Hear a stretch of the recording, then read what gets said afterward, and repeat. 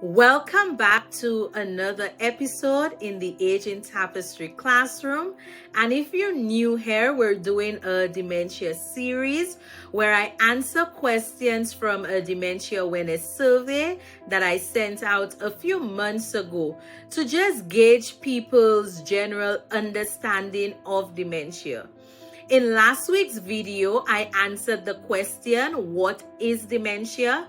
And if you haven't seen it, you could check it out under the dementia series on the YouTube channel. Now that we know what dementia is, the follow-up question would be, what are the risk factors for dementia? Before we move forward, it's important to note that risk factors do not cause a disease.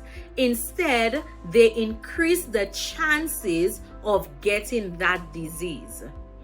When it comes to dementia, risk factors are categorized under two main headings.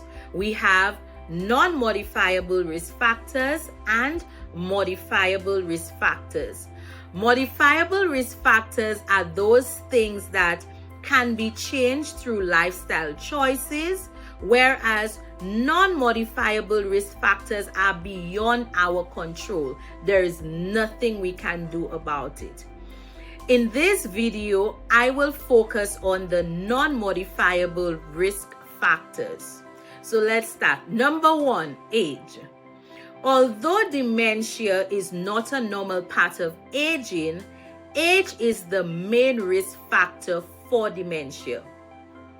It's important to note that dementia can affect people at any stage of their lives, but the risk increases as people get older. Dementia is most common from the age of 65.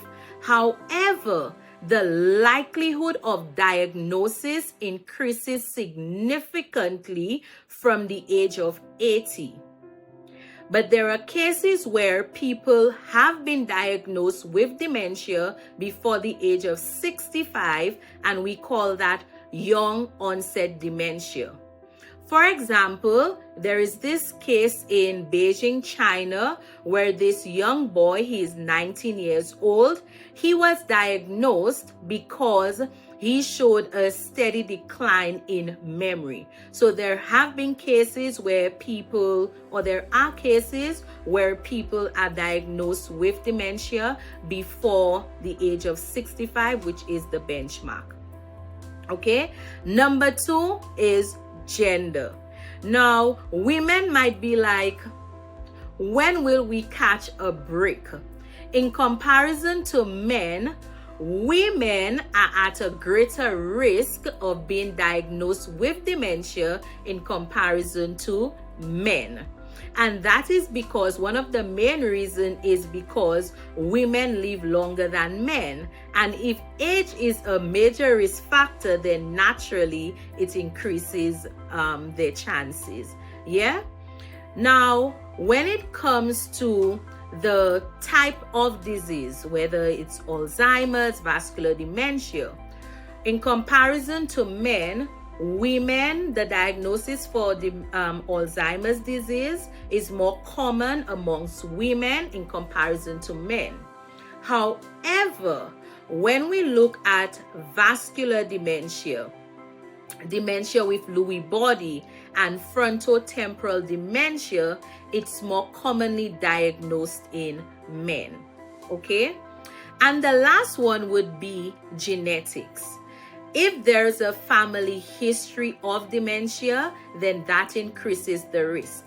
Now, I want people to understand that not because there is a family history of dementia means that you will get dementia. And even though you tell people, okay, the risk increases if there is a family history, they forget about the risk part and they're like, I will get dementia because there is a history in my family. No, you won't. It doesn't mean that you will get it. Okay? So what are the key takeaways from that video? There are 3 non-modifiable risk factors for dementia, and they are age, gender, and genetics.